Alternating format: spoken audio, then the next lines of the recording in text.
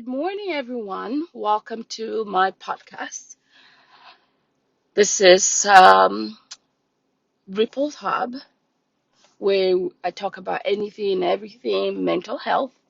Um, Full disclosure, I'm actually thinking of changing it to branding the podcast to my own name. So, welcome to Gina Chumasi's Mental Health Podcast.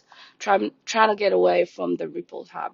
It's all about ownership and labeling and actually Ripple's Hub was, it looks like another person has it, so to speak. um so it's just kind of, people are not able to find me on YouTube um e- easy using the Ripple's Hub label, so I'm changing it to my own name. So I'm a psychiatric APRN. I love psych. I love mental health because you know what? When your mental health is grounded, when you're grounded in your mind, you are able to be grounded in every other aspect of your life or of our life, so to speak. Um, so been doing this for a while. I have years of experience working in mental health, inpatient, outpatient, as well as doing eating disorder, um, as well as school system. I see patients from all age group, um, from at least 5 years to whatever. So it's been really exciting age, and I use this platform really to tailor towards mental health in a minority community because we don't talk about that a lot of times. Um, Mental health is really um, not a big topic that we focus on too much. We hide from it. We rather cover it up or pretend and not deal with it. So I'm hoping that this will bring some hope, some enlightenment, some courage for somebody to reach out, seek help if they are really truly struggling. So it's early. We are still in COVID. Things are starting to open up. It's been a minute, but I'm excited to reconnect back with everyone. I've been really crazy dealing with working from home, going out, sometimes doing clinic and stuff like that, injections, and just coming back home, um, dealing with the kids. Virtual learning has ended up, thank God. Um, Early, my gym opened up, so I decided to take advantage of an early morning body lifting class, body pump. It's awesome class if you're out there and you're on the track to losing weight and getting a reset on your weight loss journey. Weightlifting I have found to be awesome. It burns calories, it works your muscles and gets you a good ground to continue. And then you can add your um walks and your aerobics to it as well. But well, yeah, so I decided to record a little bit before I get home and all the madness start again.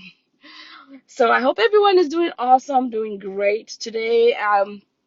With all the stress that's going on, the lockdown, the stress on finances, loneliness, isolation, um, and the fear of just catching the virus as well, anxiety, family members being, so, stuck on each other at home, the emotional roller coaster that can result from that, the traumatic experiences from the frontline workers being exposed to not just the virus, but also working with people who are really sick and their own internalized trauma from that, witnessing a lot of deaths, people working in nursing homes, in hospitals.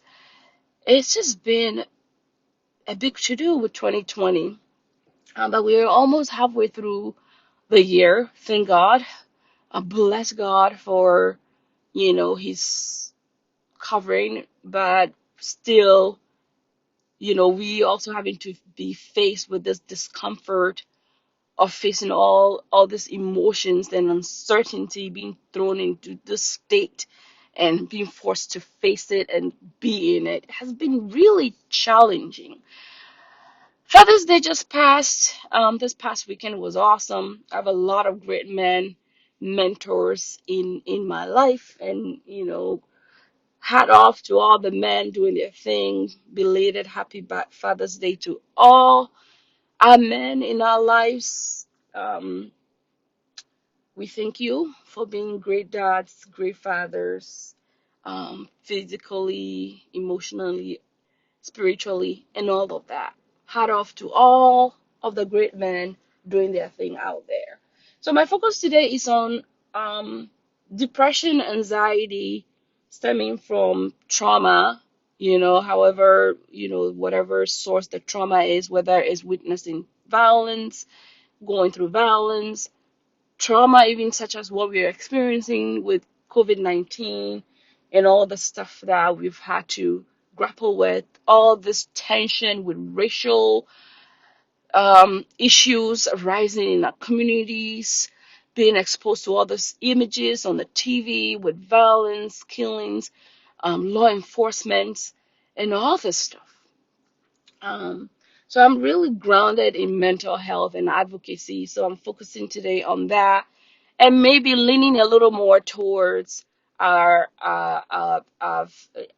male partners. This podcast, as much as it focuses on minority communities, I try to focus a little more on minority women, and try to find ways to hopefully empower, use my words hopefully on my platform to empower women. But today I want to talk a little bit also on depression and anxiety in our men, especially in our minority men, our black men. I saw like a march being done over the weekend, for fathers or minority black fathers, and they did a marching, or um, also to bring the awareness to fatherhood as as it pertains to um, a black or African American um, fathers. So that was awesome to see, first time I believe.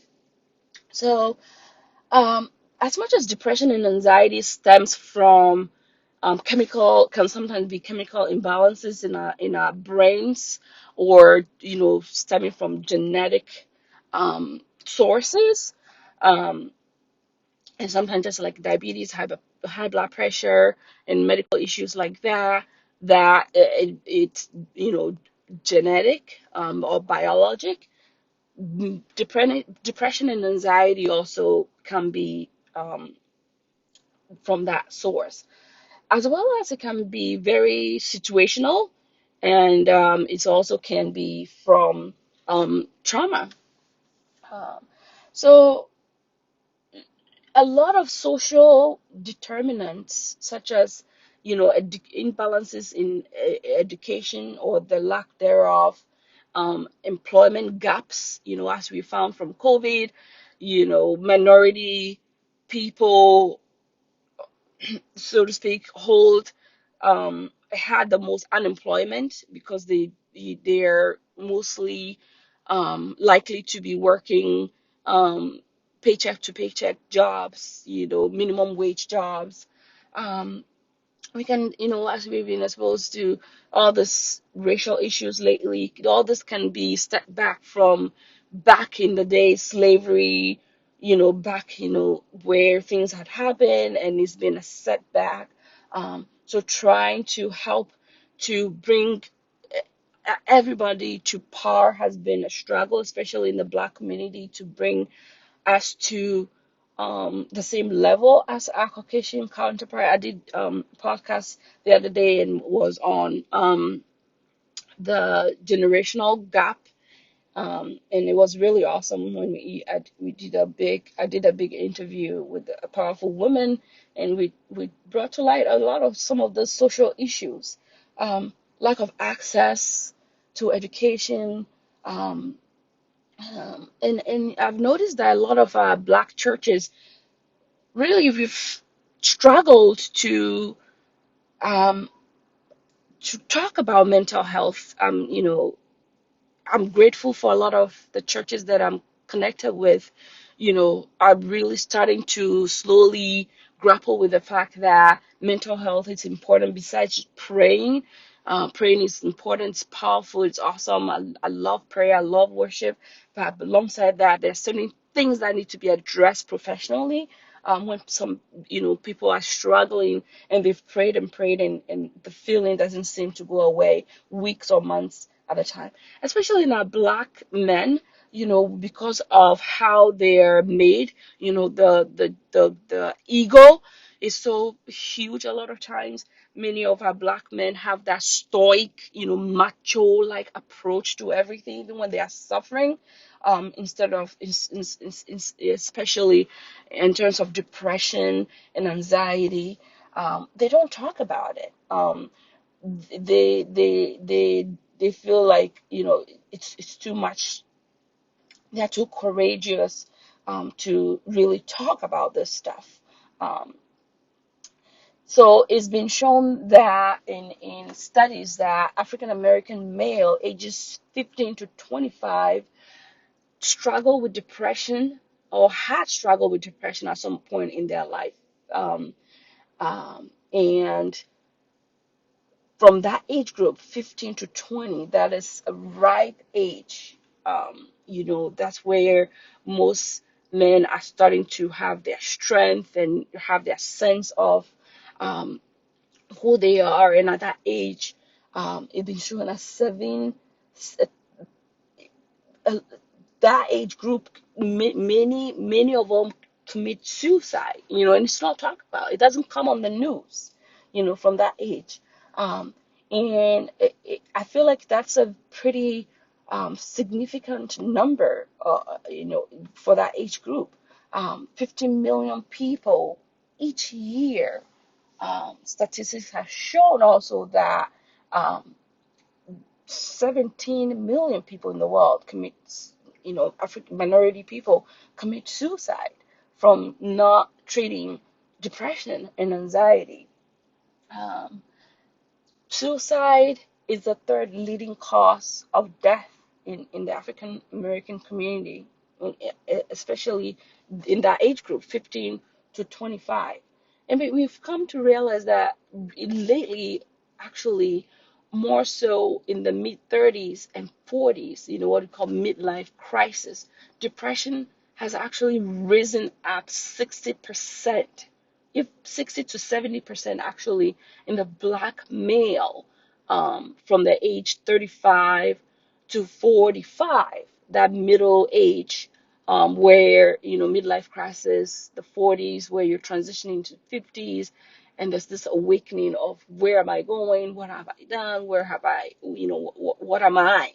What am I to the world? And just because they don't talk about emotions and all that stuff, the male, especially the black male, tend to suffer. So in terms of clinical depression, um, the black male, we as a community have to really have that supportive um, hedge around them and look out for some of the symptoms. Not It's not normal when you feel sad. According to, what we use in mental health called the DSM-5, for more than 2 weeks at a time, you feel sad, you feel hopeless, um, you feel like you can't concentrate, you're all over the place, can't focus on one thing. You jump from this to that, this project to that, uncompleted tasks in the home, and you're a family member. You're noticing this in your male counterpart, your male son, your male, your father, your husband, your uncle. They feeling like they can concentrate, they can focus. People will say, "Oh, I still feel like I have ADHD." Many times it's not ADHD; it's more like depression. They can't keep a job. They get fired because they can't concentrate. They're all over the place. They jump from one task, can't complete good, and then they lose their job. Then they become more and more depressed. They're hopeless. They're feeling worthless.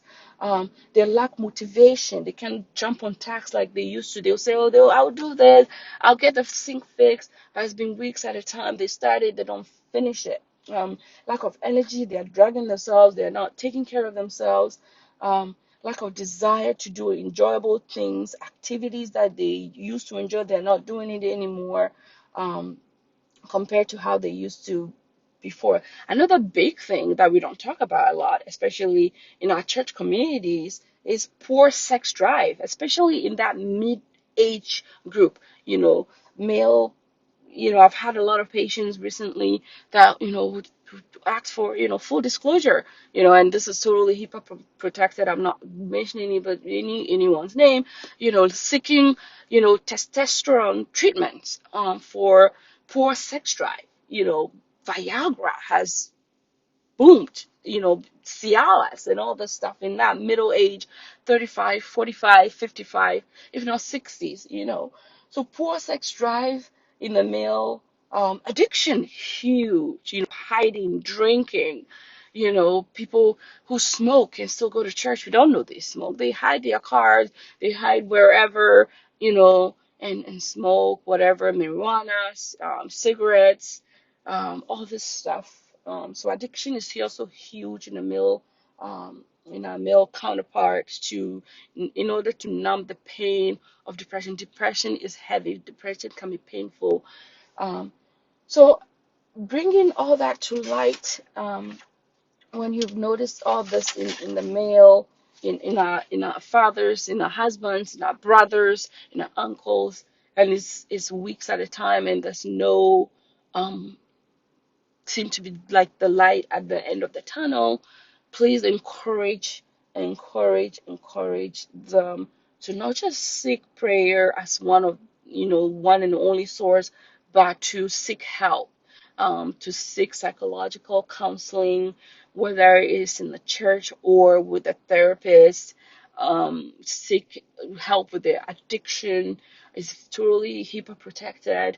Nobody's gonna, call up anybody and say, hey, listen, da da da da, do you know who I just talked to? Nobody is gonna say that, but it's just easier to seek that help. If your male family member is not seeking help, call on their behalf, make that appointment, make that chance, because we are losing males in our communities to a lot of this stuff, and a lot of this stuff is overflowing. We just saw that guy in Georgia,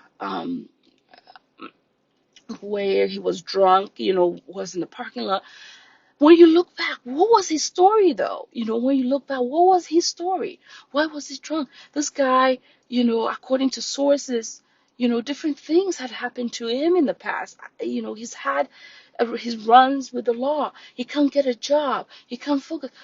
Those are all rooted in depression, anxiety, sadness. And what is it? Trying to numb his pain with drinking. And then he goes to jail. And you come back. You can't get a good job because that record is running with you. Can we please look out for our males? Our males are suffering. What are we doing with our sons? What are we doing with our brothers? What are we doing with our husbands?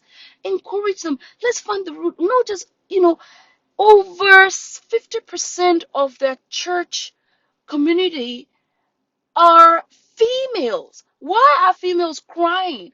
Because our males sometimes are struggling. If they are struggling in our homes, we run to the church to cry out to God, because we are suffering, because we see our males suffering. How are the churches in the in the mental health community, as well as law enforcement, how are we partnering? I'm shouting now from this platform and saying, how is the church community, the law enforcement, and our black community, and the mental health community partnering to really help not just our whole community, but with a big focus on male partners, to really um, empower.